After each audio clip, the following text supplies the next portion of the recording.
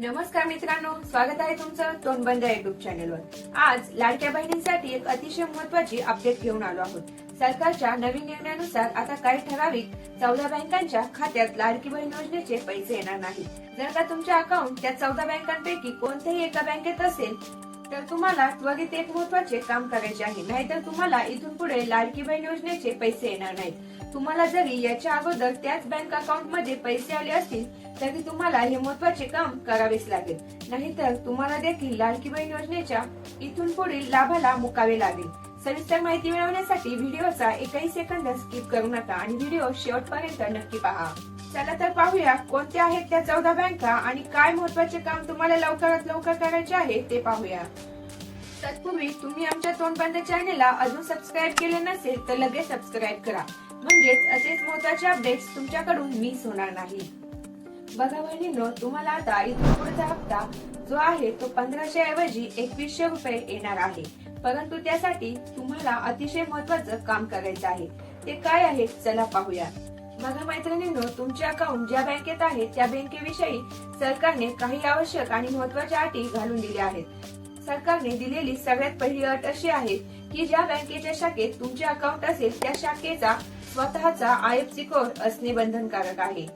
बऱ्याचशा बहिणींनी पतसंस्थेमध्ये खाती उघडली आहेत, ज्यांचा स्वतःचा IFSC कोड नसतो। त्यांनी कोणत्याही एका सहयोगी बँकेचा कोड पैसे देऊन वापरण्यासाठी घेतलेला असतो आणि त्या पतसंस्थेतील खात्याच्या भरवशावर त्या बहिणी पैसे येण्याची अजूनही वाट पाहत आहेत। जर का तुम्ही एखाद्या पतसंस्थेचे खाते लाडकी बहीण योजनेच्या अर्जात भरले असेल किंवा त्या अकाउंटचे आधार लिंकिंग केले असेल तर त्वरित ते आधार लिंकिंग काढा आणि एखाद्या नॅशनलाइज बँकेत नवीन खाते उघडा आणि तेच खाते तुम्ही लाडकी बहीण योजनेच्या अर्जात द्या, तेव्हाच तुमचे पैसे येतील। एक गोष्ट चांगली ध्यानात घ्या की लाडकी बहीण योजनेसाठी कोणत्याही पतसंस्थेचे खाते चालणार नाही, मग ती नागरी असो, ग्रामीण असो किंवा अर्बन असो, त्यांचे खाते लाडकी बहीण योजनेसाठी चालणार नाही। आता दुसरी गोष्ट, बऱ्याचशा जिल्हा सहकारी बँका आहेत, जिल्हा सहकारी बँकांना सुद्धा स्वतःचा IFSC कोड असतो आणि तुमचे अकाउंट जर का एखाद्या जिल्हा सहकारी बँकेत असेल आणि तुम्ही तेच अकाउंट लाडकी बहीण योजनेसाठी दिले असेल आणि तुम्हाला 5 महिन्याचे पूर्ण 5 हप्ते 7500 रुपये आले असतील तर तुम्हाला काळजी करण्याचे कारण नाही। परंतु ज्या बहिणींचे असे जिल्हा सहकारी बँकेचे खाते लाडकी बहीण योजनेसाठी दिलेले असेल आणि त्यांना 2 किंवा 3च महिन्यांचे पैसे आले असतील तर त्यांच्यासाठी ही चिंतेची बाब आहे। त्यांनी लवकरात लवकर सहकारी बँकेचे खाते हटवून एखाद्या नॅशनलाइज बँकेचे खाते उघडून ते खाते लाडकी बहीण योजनेसाठी जोडावे। आता मी सांगते ते अगदी लक्षपूर्वक ऐका आणि हवं तर नोट डाऊन करा। तुम्ही कोणत्या बँकेत खाते उघडू शकता? 1. तुम्ही पोस्टात खाते उघडून ते योजनेसाठी वापरू शकता। 2. SBI म्हणजे State bank of India, Bank of Baroda, Bank of India, Bank of Maharashtra, Canara Bank, Central Bank of India, Indian Overseas Bank, Indian Bank, Punjab National Bank, Union Bank of India, Punjab and Sind Bank, UCO Bank. वरील 13 पर्यायांपैकी कोणत्याही एका बँकेत खाते उघडून तुम्ही लाडकी बहीण योजनेचा फायदा घेऊ शकता। या बँकांमध्ये जर का तुमचे खाते असेल तर तुम्हाला तुमचे पैसे येण्यास कुठली अडचण येणार नाही। जर का अजून तुमचे पैसे आले नसतील तर तेही लवकरच तुमच्या खात्यात जमा होतील। फक्त तुम्ही तुमच्या योजनेचा फॉर्म मध्ये कोणते बँक अकाउंट आहे ते एकदा तपासून बघा।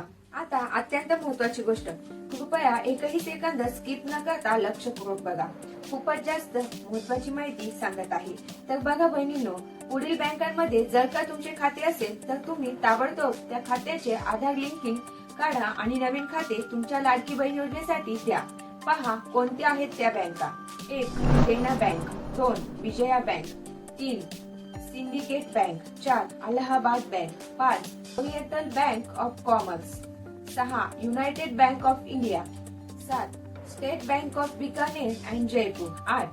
State bank of Hyderabad, 9. State bank of Mysore, 10. State bank of Patiala, 11. State bank of Travancore, 12. Bharatiya Mahila bank, 13. Andhra bank, 14. Corporation bank. तुम्ही चुकूनही वरील बँकांचे अकाउंट लाडकी बहीण योजनेसाठी वापरू नका, तुम्हाला पैसे येणार नाहीत। परंतु जर का तुमच्याकडून हेच अकाउंट दिले गेले असेल तर तुम्ही त्यासाठी जुना IFSC कोड दिला आहे का की नवीन तेही चेक करून बघा। तुम्हाला एक पर्याय आहे. तुम्ही तुमचा जुना IFSC कोड बदलून तुमच्या बँकेचे ज्या बँकेत विलीनीकरण झाले असेल त्या बँकेचा IFSC कोड देखील देऊ शकता. त्याच्यानेही तुमचे काम चालू शकते. तर मला वाटतंय तुम्हाला संपूर्ण माहिती समजली असेल. जर का तुमचे खाते देखील या यादीपैकी एखाद्या बँकेत असेल तर तुम्ही लवकरात लवकर पावलं उचला आणि तुमचे खाते बदलून घ्या. यासाठी शेवटची डेट असेल 15 नोव्हेंबर 2024. तर घाई करा आणि तुमच्या हक्काच्या योजनेचा लाभ घ्या. माहिती आवडली असेल तर व्हिडिओ जास्तीत जास्त बहिणींपर्यंत पोहोचवा. तुमच्या व्हॉट्सअप, फेसबुकद्वारे शेअर करा, म्हणजेच माझ्या प्रत्येक गरजू बहिणींपर्यंत ही अतिशय महत्त्वाची माहिती पोहोचेल आणि कोणीही या योजनेच्या लाभापासून वंचित राहणार नाही. आणि आमच्या तोंडबंद चॅनेलला सबस्क्राईब करायला विसरू नका. तुमच्या सपोर्टनेच आम्ही अशा अपडेट्स तुमच्यासाठी घेऊन येतो. धन्यवाद.